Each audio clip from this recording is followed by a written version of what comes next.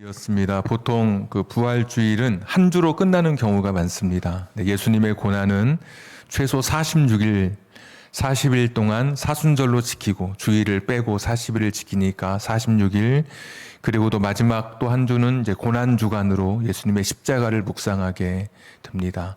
그런데 부활은 이제 한 주로 보통 부활절이 끝나면 계란 먹고 그냥 그렇게 지나가게 되죠. 부활이라고 하는 것은 예수님의 십자가의 고난이 하나님의 계획이었고 예수님의 십자가가 실패가 아니라 성공이라고 하는 것을 보여주는 확증이 바로 부활인 것이죠. 근데 부활은 상대적으로 고난에 비해서 십자가에 비해서 좀 적게 좀 빈도나 설교의 횟수 면에서 적은 것을 보게 됩니다. 우리가 마가복음에도 부활의 이야기는 두 개 있습니다. 지난주 부활, 삶이 꽃이 되는 순간, 부활이 없다고 하는 사두개인들이 예수님께 부활에 대해서 물었던 것이 첫 번째 이야기고, 그리고 오늘 우리가 읽고 있는 이 이야기가 부활에 대한 두 번째 이야기입니다. 어차피 우리가 마가복음을 계속 공부하고 있기 때문에 미리 예습할 것을 이번 주에 좀 앞당겨서 우리가 같이 이 말씀을 나누게 되면서 부활에 대한 두 번째 말씀을 여러분과 함께 좀 같이 읽고 오늘 또 나누게 됩니다. 부활의 복음은 이제 사복음서에 다 기록되어 있습니다. 마태, 마가, 누가, 요한에 다 기록되어 있는데 이 마가복음을 선택해서 부활의 복음을 설교하는 그런 경우는 극히 드뭅니다. 왜냐하면 이 마가복음은 굉장히 부활의 이야기를 호들갑스럽지 않게 아주 담백하게 밋밋하게 아주 간결하게 기록해 놓고 있습니다.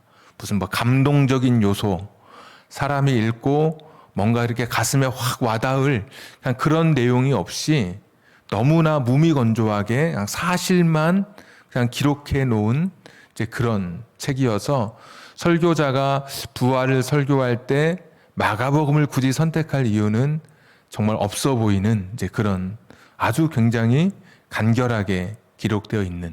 그리고 우리가 오늘 8절까지 읽었는데 여러분 성경 9절 보시면 9절의 첫 글자가 무엇입니까? 9절에 뭐 막 갈리죠. 앞에 숫자도 있고 또 무슨 표시가 있죠. 대괄호 표시도 있고 예자도 있고 그렇죠.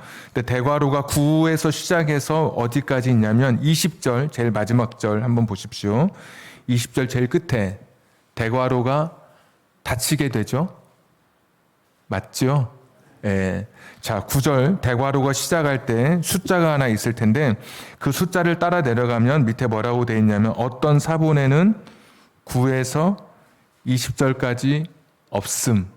발견하셨나요?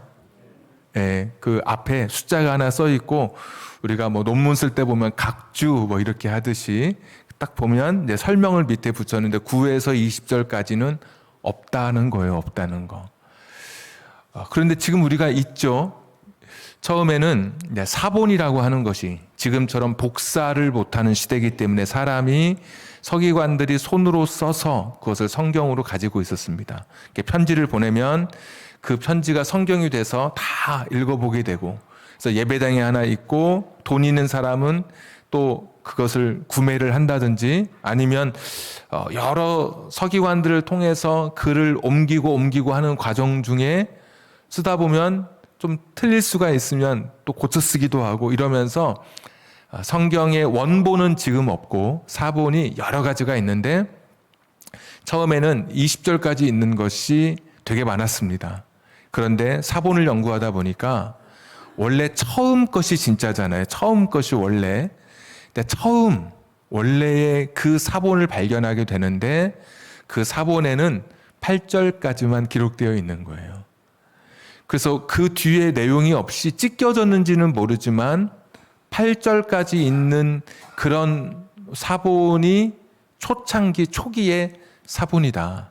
그래서 9절부터 20절은 나중에 이게 좀 이제 붙여지게 된 그래서 다른 데는 없다. 다른 사본에 없다라고 하는 것은 이제 사람들이 그렇죠. 되게 갑자기 이 마가복음 19장이 부활에 관한 이야기인데 1절부터 8절까지 되게 감동적이지 않게 호들갑스럽지 않게 딱 밋밋하게 사실이 기록되고 딱 끝난단 말이죠. 뒤에 그 우리가 흔히 말하는 문학적 장치로 열린 결말처럼 막 사랑하는 사람이 헤어졌는데 그 사람이 딱 돌아왔어요. 그런데 버스가 탁 지나치면서 이게 딱 영화가 끝나요. 이게 만난다는 건지 못 만나고 헤어지는 건지 이게 결혼을 하는 건지 막 답답하잖아요. 그러니까 그거를 후대의 사람들이 이렇게 갑자기 부활 이야기가 끝나니까 좀 친절하게 9절부터 20절까지 마태, 누가, 요한복음을 참고해서 짤막짤막하게 여기다가 좀 뒤에 사실 덧붙여 놓은 것. 이것이 이제 현대 사본을 연구하는 신학자들의 거의 일치된 의견이에요. 그러니까 성경이 아닌 것은 아니지만 원래 마가가 쓴 거는 이제 8절까지고 9절부터 20절은 다른 사람들이 다른 성경을 참고해서 이렇게 갑자기 끝나면 좀 이렇게 불편해하는 사람들이 많으니까 좀 친절하게 적어 놓은 것이죠. 그래서 막상 이렇게 연구해보면 문체가 좀 다르고 마가가 쓴 거랑 문체가 다르기도 하고. 자, 제가 드리고 싶은 말씀은 마가는 굉장히 간결하게 성경을 마무리, 부활에 대한 이야기를 마무리 짓고 있는 거예요. 이야기가 그렇습니다. 여인들이 향품을 사가지고 1절에 보니까 그 무덤에 찾아옵니다. 향품은 장례용품입니다. 부활을 예상하거나 부활을 기대하지 않고 당연하게 죽으셨으니까 미처 하지 못한 장례를 좀 더 보완하려고 향품을 사가지고 지금 찾아온 것입니다. 어떤 사람은 여인들이 환상을 봤다고 하는데 환상은 내가 기대할 때 보이는 것이 환상이지 기대하지 않았는데 그런 환상이 보일 리가 없죠. 이렇게 막 기대하면 그것이 막 그렇게 그런 것처럼 생각나고 보여지긴 하지만 여인들은 부활의 부자도 생각하지 않았습니다. 근데 왔더니 흰 옷 입은 한 청년이 있는 거예요. 돌도 굴려져 있고 통로를 지나서 그 안에 굴 안에 새벽 이른 시간이니까 깜깜할 텐데 갔는데 흰 옷 입은, 그러니까 이것은 이제 마태복음이나 요한복음에 보면 천사인데 천사가 여인들이 놀라지 않도록 청년의 모습으로 흰 반짝반짝 빛나는 옷을 입고 거기에서 이제 예수님께서 부활하셨다는 이야기를 전해주게 되죠. 그리고 마가가 썼다고 마지막 썼다고 생각하는 8절이 어떻게 끝나는지 보십시오. 마가는 이렇게 끝을 맺죠. 여자들이 몹시 놀라 떨며 나와 무덤에서 도망하고 무서워하여 아무에게 아무 말도 하지 못하더라. 놀라 떨고 무서워하고 이게 마가의 표현이라면 마가가 언제 또 이런 표현을 쓰냐면 예수님께서 갈릴리 호수를 잔잔하게 했을 때 사람들이 무서워하는 거예요. 도대체 이게 어떻게 이런 일이 일어날 수 있는, 이분이 누구시길래 바다를 잠잠하게 할 수 있는가? 사람들이 두려워하기 시작하죠. 같은 말이죠. 하나님이 하신 일을 보고 자기들은 장례를 준비하러, 장례를 좀 보완하러 왔는데 부활한 이 사건을 보고 예수님께서 살아나신 것을 보고 또 하나님이 하신 그 놀라운 그 일 속에 두렵고 떨리는 가운데 마가복음이 딱 끝을 맺는 것이죠. 그러니까 그런 이야기예요. 하나님이 너무나 놀라운 일을 행하셨다. 열린 결말처럼 그 다음은 하나님이 이렇게 놀라운 일을 행하셨으니까 어떻게 할까? 그것은 우리 각자의 몫으로 남겨놓은 책이 이 마가복음이에요. 그래서 굉장히 간결하고 단순하면서도 그냥 예수님의 부활을 생각하지 못했던 사람들이 부활을 보고 그 두려움 속에 하나님이 하신 일 앞에 그냥 벌벌 떨는 모습으로 하나님이 이 일을, 큰 일을 행하셨구나 라고 하면서 마가복음은 끝을 맺게 돼요. 그러니까 굉장히 참 구조적으로도 뭐 복잡할 것도 없이 그냥 그렇게 오늘 마가복음이 끝을 내죠. 자, 그런데 이 마가복음의 이 짧은 이야기 속에 되게 짧죠. 원래 마가가 썼다고 여겨지는 부분은 1절부터 8절까지니까. 그런데 이 이야기 속에 세상을 바꾼 이야기, 오늘 말씀처럼 부활이 세상을 바꾸는데 세상을 바꾼 두 개의 이야기가 이 안에 담겨져 있습니다. 첫 번째 이야기는 유대인의 세상을 바꾼 이야기가 여기에 등장해요. 1절, 2절에 보시면 안식일이 지난 후에 안식 후 첫날 이렇게 되어 있죠. 안식일이라고 하는 것은 이스라엘 사람들에게, 유대인들에게 굉장히 중요한 날이죠. 레위기 26장 2절에 보시면 시간과 공간 속에서 시간에서는 안식일을 통해서 하나님을 기억하고 공간에서는 성소, 그 당시에는 성소를 중심으로 성막을 중심으로 하나님을 신앙하도록 그렇게 되어 있어요. 그러니까 시간과 공간 속에 안식일과 성전을 통해서 하나님을 향한 그들의 믿음을 고백하도록. 그래서 성전이 그렇게 중요하고 안식일이 그렇게 중요한 시간이죠. 예수님 십자가에 못 박고 안식일이 가까워지자, 저녁이 되면 이제 안식일이 시작되니까 가까워지자 사람들을 얼른 죽이려고 합니다. 왜냐하면 안식일이 되면 장례를 치르지 못하니까. 그래서 다리를 다 꺾으라고 그러죠. 근데 2명의 강도의 다리를 꺾고 예수님의 다리를 꺾으려고 했는데 이미 예수님이 이제 죽어 계셨다. 그러니까 그 정도로 안식일에 대해서 굉장히 중요하게 생각하는 그런 유대인들에게 무심하게도 안식일이 지나서 예수님이 부활하시는 거예요. 만약에 예수님께서 안식일에 부활하셨다면 부활조차도 유대인의 전유물이 될 가능성이 크죠.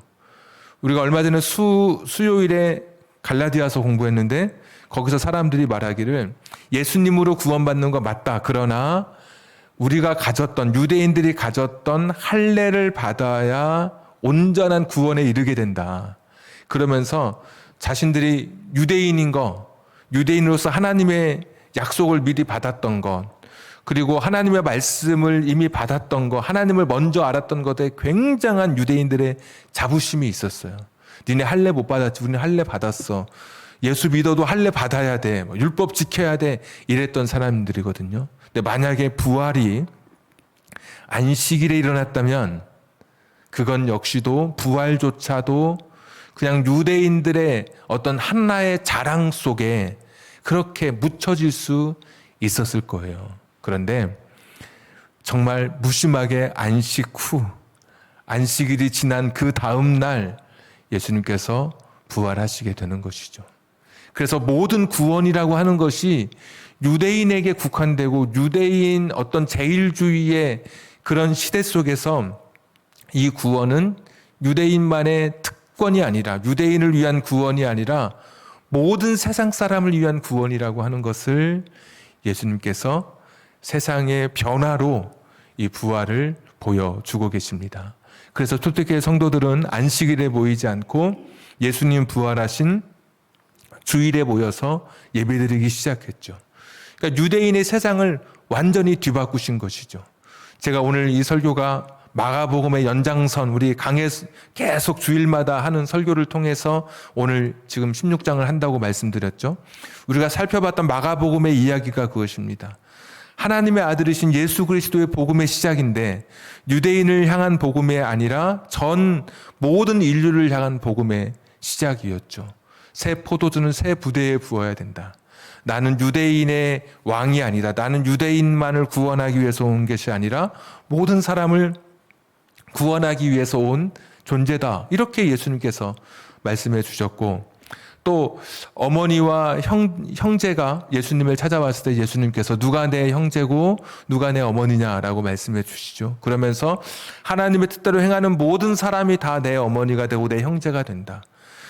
혈통을 따르는 유대인의 구원을 넘어서는 영적인 가족을 이미 말씀해 주셨거든요. 그뿐만 아니라 그 당시에 12지파를 통해서 유대인들은 하나님의 구원받은 선민, 12지파 속에 들어가야 구원받은 선민으로 여겨지던 시대에 예수님께서 12제자를 선택하시죠. 제가 마가복음 공부하면서 말씀드렸던 이야기지만 아무나 12를 선택하지 않습니다. 12는 특별한 의미가 있습니다.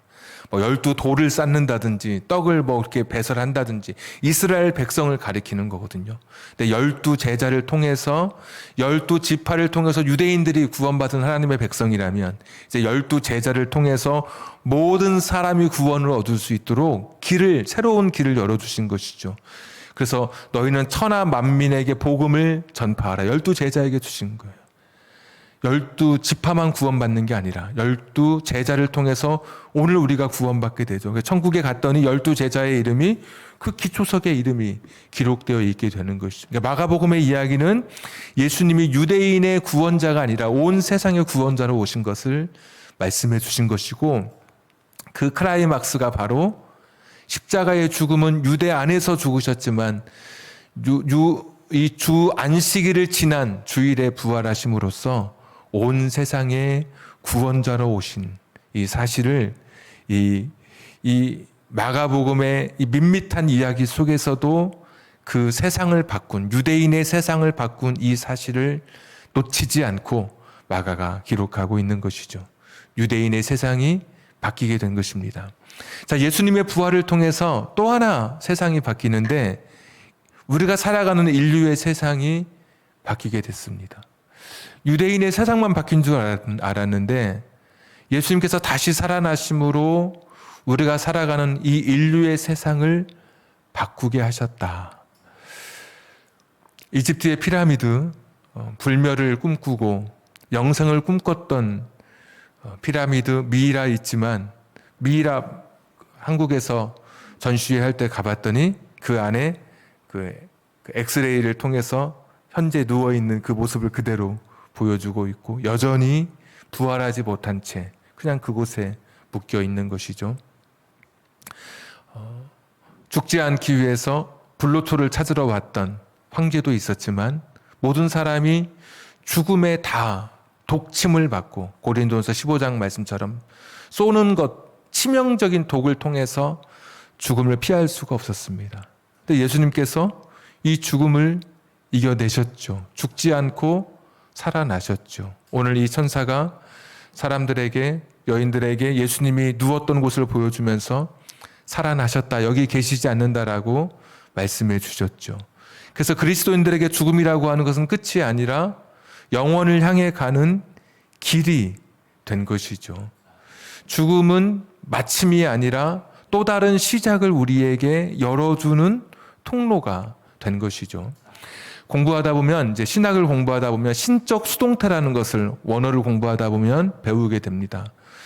신적 수동태라고 하는 것은 하나님이 주어인데 하나님의 이름을 올리기가 감히 두려워서 주어를 생략한 채 쓰이는 수동태가 신적 수동태입니다. 가령 이제 10계명의 3계명에 그런 거 있잖아요. 여호와 이름을 망령되이 일컫지 말아라. 그러니까 하나님의 이름을 잘못 어떻게 하면 벌을 받을 것을 두려워해서 하나님의 이름을 올리지 않는 거예요. 그래서 야훼라고 하는 신성한 네 문자, 신성 사문자라고 하는데 이 야훼라고 하는 네 글자를 이루는 히브리어를 사람들이 쓸 때면 뭐 요드, 해, 와우, 해 이 네 글자를 쓸 때면 손을 씻고 서기관들이 붓을 빨고 다시 쓰는 거예요. 왜?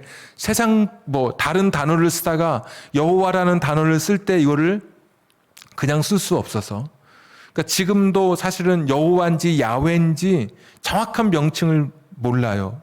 왜냐하면 사람들이 부르지를 않은 거예요. 자음만 있는데 감히 거기다 뭘 붙이질 못해서 그 당시에 용례를 봤을 때 야훼거나 여호와일 거다.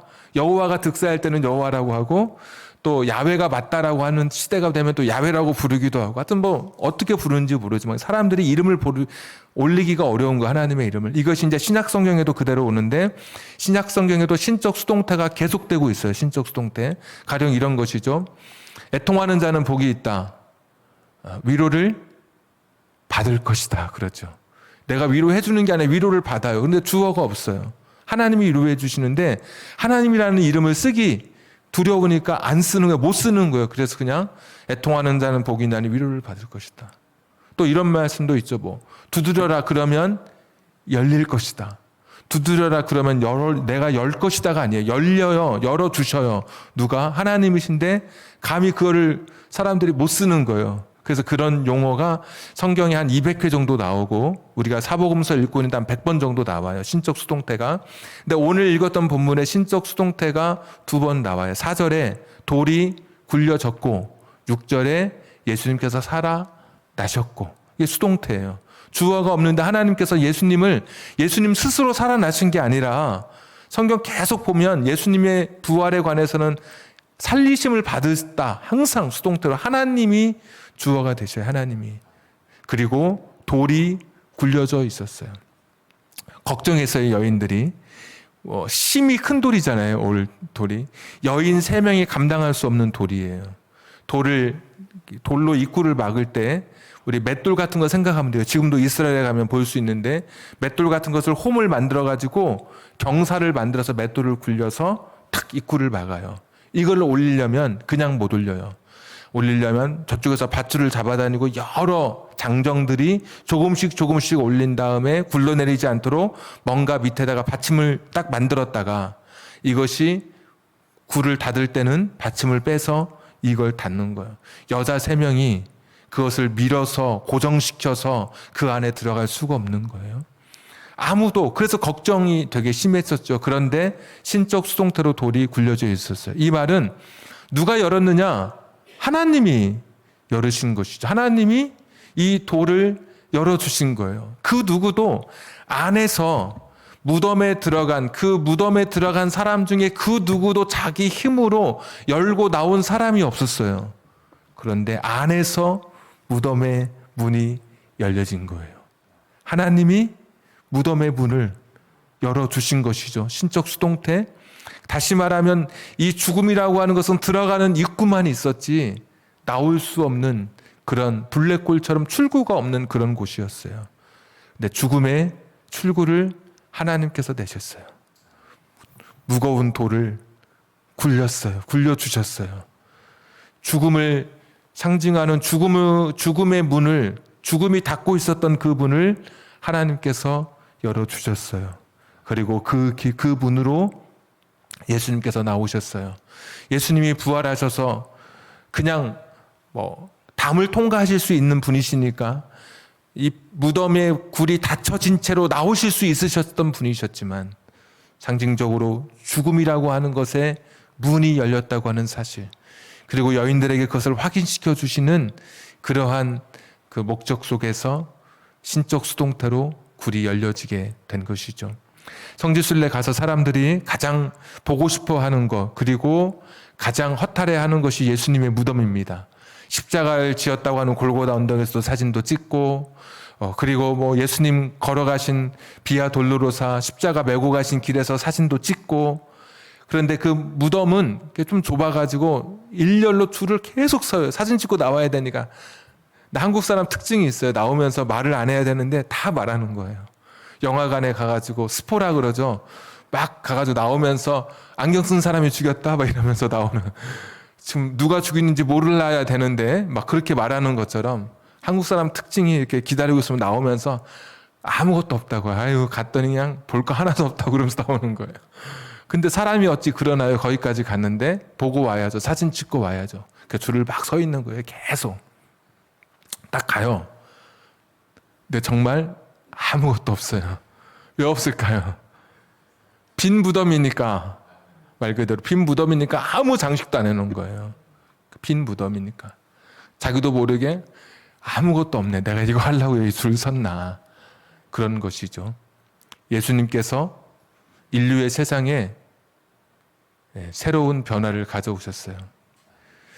인류 세상을 바꾸셨어요.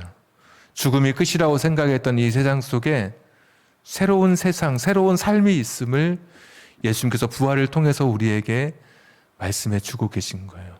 마가 역시도 정말 8절, 8절 그것도 놀라는 것으로 딱 끝나는 이야기 속에서도 유대인의 세상이 바뀌고 인류의 세상이 바뀐 이 사실은 빼놓지 않고 여기에 기록해 놓고 있더라고요. 여러분, 세상이 바뀌었습니다. 예수님 때문에. 죽음이 끝이 아니라 새로운 길이 열려지게 되었습니다.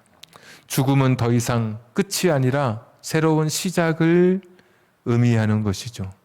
그래서 그리스도인이 보는 죽음은 성경에서 말할 때 첫 번째 쉼, 두 번째 삶, 새로운 삶, 세 번째 상을 주시거든요. 그때 마지막 때 기독교인에게 마지막 이 죽음이라고 하는 것은 더 이상 끝이 아니라 새로운 삶, 새로운 시작이 된 것이에요. 더 이상 아픔이 없고 더 이상 눈물이 없고 고통이 없고 지금처럼 불완전한 결함이 없는 완벽한 완전한 몸으로 지난주 말씀처럼 삶이 꽃이 되는 순간 화양연화 가장 만발한 그런 아름다운 모습으로 천국에서 우리가 새로운 생명을 얻고 사랑하는 사람을 만나게 되는 새로운 길이 열려지게 된 것이죠. 예수님께서 부활의 첫 열마가 되시고 뒤이어 우리가 그 뒤를 따르게 됩니다. 영화 말씀드렸지만 영화 끝나면은 막 자막이 올라가요. 엔딩 크래시라고 해서 끝 자막이 올라가죠. 감독이 누구고 배우가 누구고 우린 막 성격 급해서 얼른 일어나죠. 그때쯤 되면 불 켜지면. 근데 뒤에 가면 갈수록 뭐 음향은 누가 했고 조명은 누가 했고 편집은 누가 했고 뭐 미술은 누가 했고 어떤 영화는 10분 정도 계속 올라가는 크레딧이 있다 그래요. 그 자막이 트럭을 누가 운전해 주셨고 뭐는 누가 뭐 장소는 누가 섭외해 주셨고 그 영화를 위해서 수고했던 모든 사람의 이름을 다 기억하는 것이죠. 우리가 딱 그때 막 일어나서 가려고 하는데 때로는 어떤 영화 속에 엔딩 크레딧이 올라가는 가운데 영화가 다시 좀 나오는 화면이 나오는 경우가 있어요. 앞에서 알쏭달쏭했던 이야기가 그 뒷이야기를 통해서 해결되는 그런 부분이 있어요. 그래서 너무 빨리 간 사람은 못 본 거예요. 성격 급한 사람은 진짜 봐야 될 것을. 그래서 나중에 다시 보는 사람도 있다고 하더라고요. 부활이 그런 것 같아요.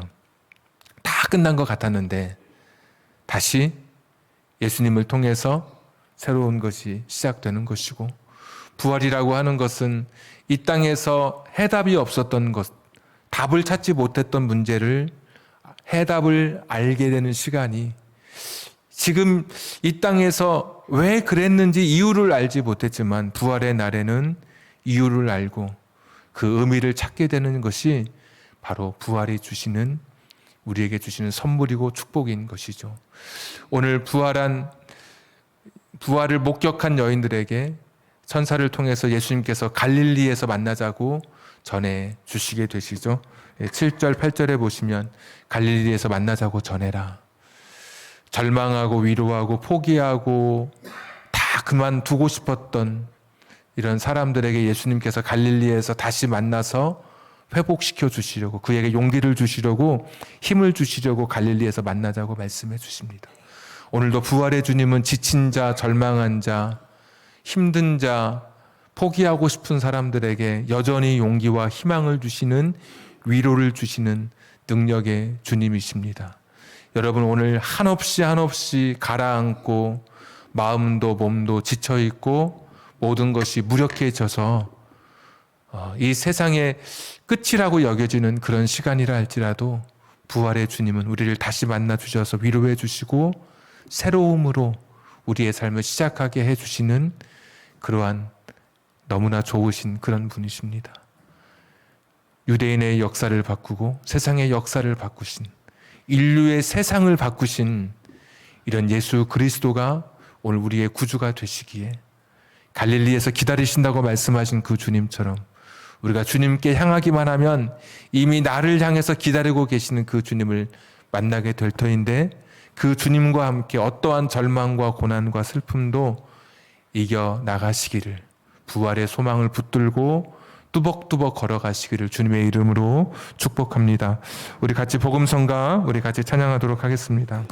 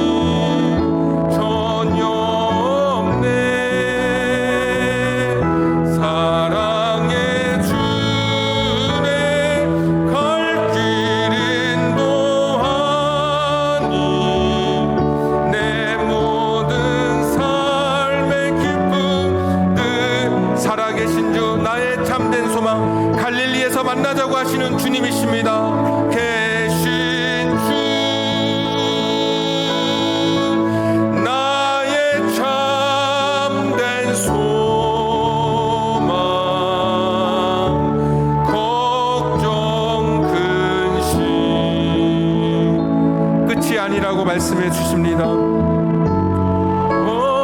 네, 다시 시작이라고 말씀해 주십니다. 사랑에 다시 만날 수 있다고 말씀해 주십니다. 가장 빛나는 모습으로 만날 수 있다고 약속해 주십니다. 이 소망 붙들고 나아갑니다. 어떤 절망에서도 다시 일어날 수 있습니다. 다시 시작할 수 있습니다. 다시 용기를 낼 수 있습니다. 우리 주신 말씀 기억하면서 한 1분만 다 같이 통성으로 기도하겠습니다. 전능하시고 자비로우신 아버지 하나님, 오늘 주신 말씀을 마음속에 품습니다. 하나님 아버지, 주님과 함께 살아가기를 원합니다. 주님으로 인해서 다시 시작하게 하여 주시옵소서. 절망하지 않게 하여 주시옵소서. 포기하지 않게 하여 주시옵소서. 무너지지 않게 하여 주시옵소서. 힘을 내게 해 주시옵소서. 다시 시작, 무서워하던 사람들에게, 끝이라고 생각했던 사람들에게 세상의 변화를 바꾸고 세상을 바꾸시면서 부활의 놀라운 이야기로 우리에게 이 은혜를 주시는 주님이시오니 다시 시작하게 하여 주시옵소서. 절망하지 않게 하여 주시옵소서. 신적 수동태로 무덤에 돌을 굴려내신 하나님, 출구를 만들어 주셨던 하나님, 이 출구를 통해서 예수님이 살아나셨고 내 사랑하는 형제가 살아나고 내 가족이 살아남을 믿습니다.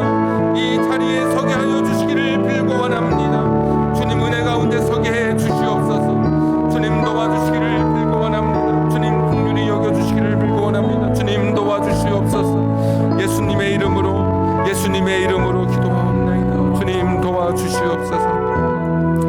전능하시고 자비로우신 아버지 하나님, 세상을 바꾼 이 부활의 이야기, 유대인의 세상을 바꾸시더니 마침내 인류의 세상을 바꾸신 이 위대한 부활의 이야기를 붙들고 살아가는 우리들 되게 해 주시옵소서. 죽음이 끝인 줄 알았더니, 무덤에 들어가면 끝인 줄 알았더니 신적 수동태로 심히 큰 돌을 굴려내셔서 출구를 내셨던 하나님, 그 출구로 예수님께서 살아나셨고, 그 출구로 우리의 부모가 살아나셨고, 그 출구로 며칠 전에 우리 곁을 떠난 김종대 집사님께서 다시 살아 부활의 주님과 함께 계심을 믿습니다.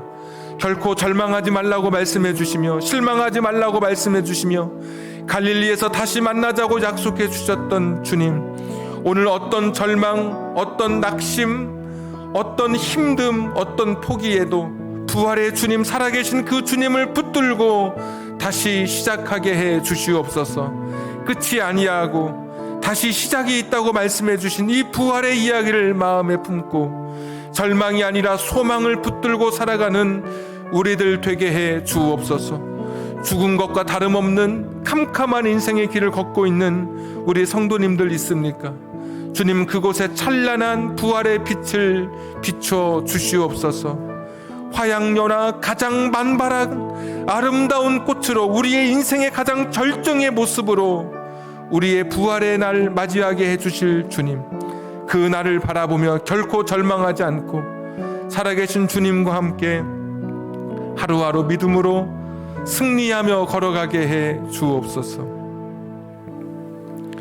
이제는 우리 구주 예수 그리스도의 은혜와 하나님 아버지의 극진하신 사랑하심과 성령님 감동 감화 내주 충만하심이 세상을 바꾸신 부활의 소망을 붙들고 어떤 역경, 어떤 절망에도 포기하지 않고 소망 붙들고 믿음으로 살아가기를 결심하는 우리 사랑하는 성도님들 위해, 저들의 가정과 직장과 사업장과 환경과 인생의 꿈 위에 지금부터 영원토록 함께 하시기를 간절히 축원하옵나이다. 아멘.